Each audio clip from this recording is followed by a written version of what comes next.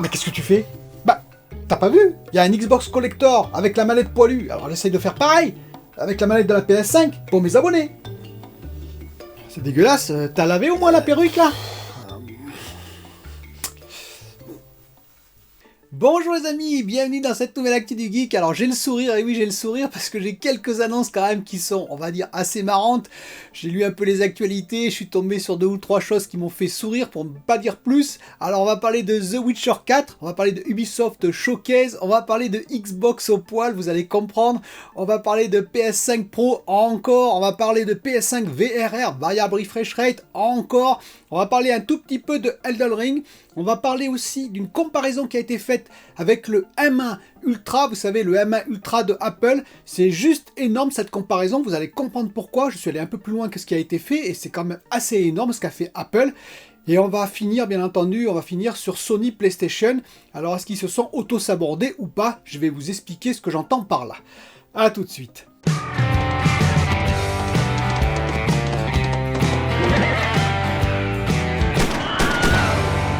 Alors, vous avez sans doute vu la nouvelle, c'était juste hilarant. Moi, je me suis fendu la poire, comme on dit, quand j'ai vu la nouvelle console, le nouveau collecteur proposé par Microsoft.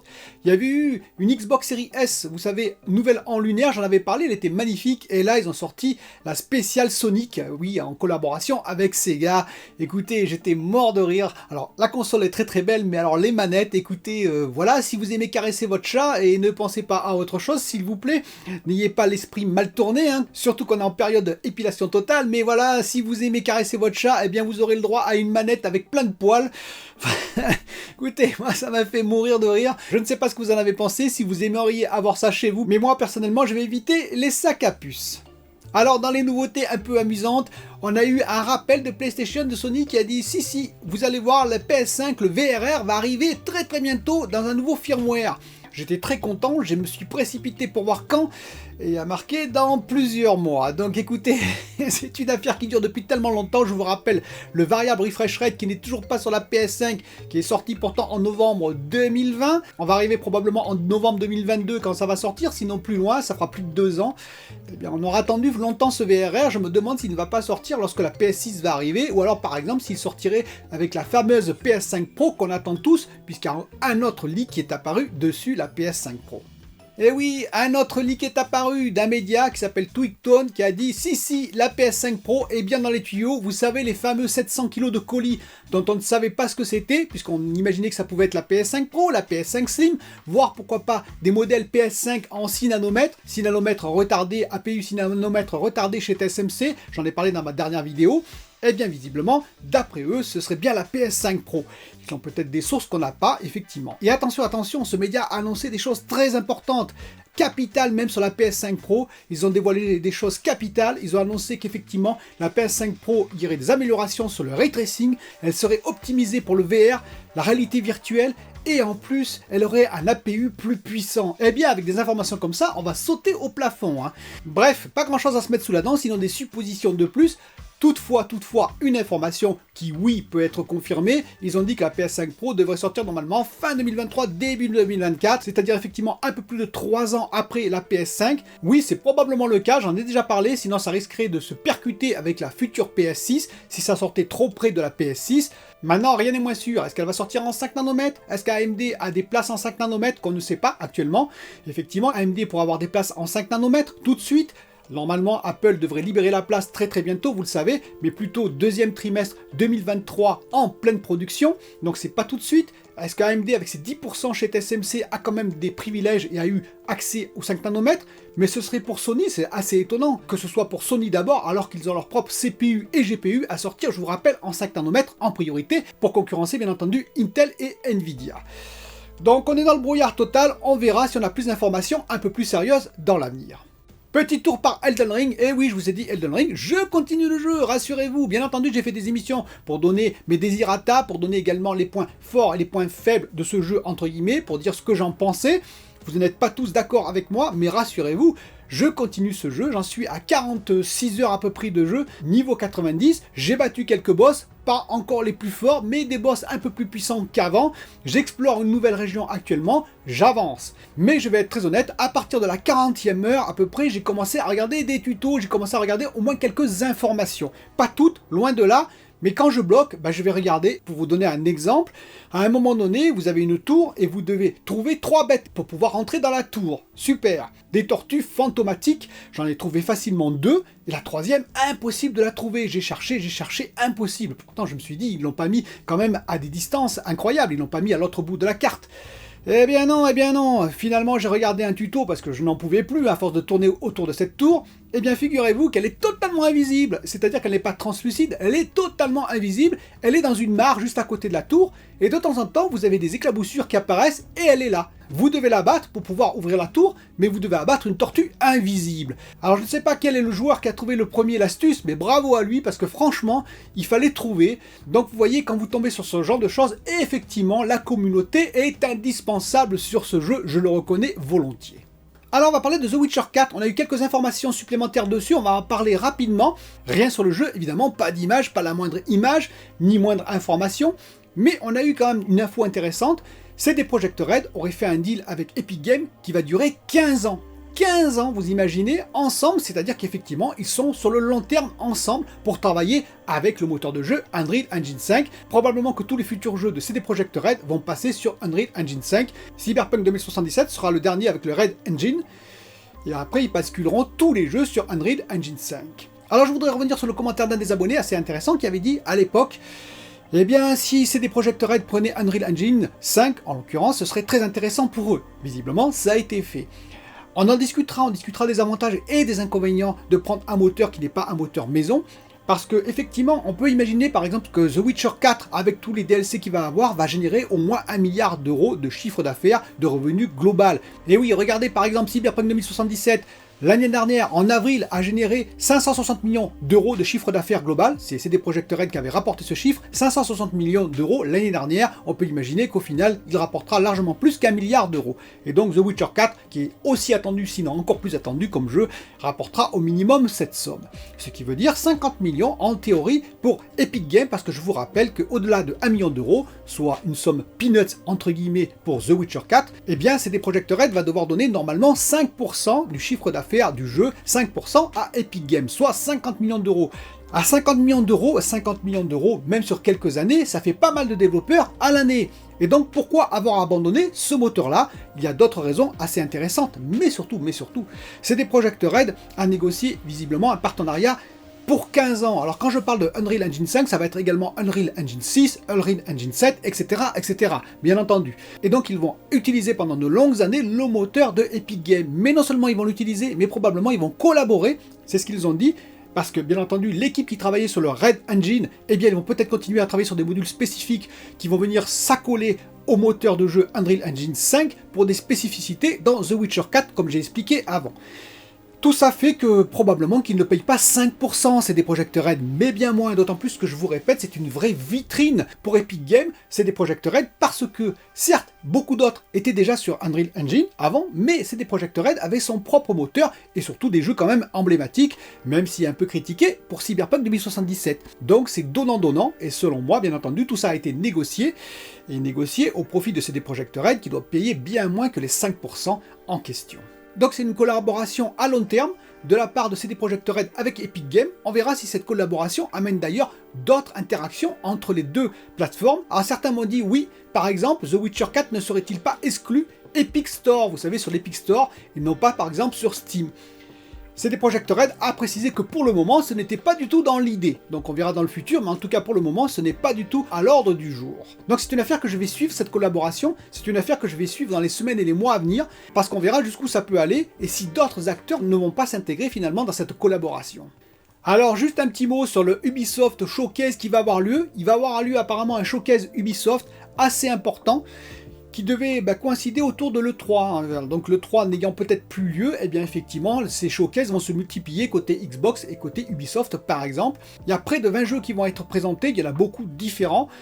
Il y en a quand même 2 qui m'intéressent principalement, 3 on va dire, c'est-à-dire Avatar Frontier of Pandora, bien entendu, j'attends des nouvelles images, des nouveautés sur ce jeu, voir un petit peu ce qu'il vaut en gameplay, etc., etc. Il y a également, très intéressant, un nouveau Prince of Persia qui pourrait apparaître. Il y a également le remake Sign of Time dont ils vont sans doute parler, mais également un nouveau Prince of Persia qui serait dans les tuyaux. Bah écoutez, c'est toujours intéressant, j'en avais parlé à l'époque, puisque le créateur des Prince of Persia est actuellement à Montpellier, et il y a Ubisoft aussi à Montpellier, et il y a également, bien entendu, Assassin's Creed Rift, qui peut être intéressant, puisque c'est un jeu maintenant à part entière, alors que ça devait être un DLC visiblement au départ. On suivra la conférence, on verra s'il y a des choses intéressantes qui sont dites par Ubisoft, et on verra effectivement la qualité des jeux présentés.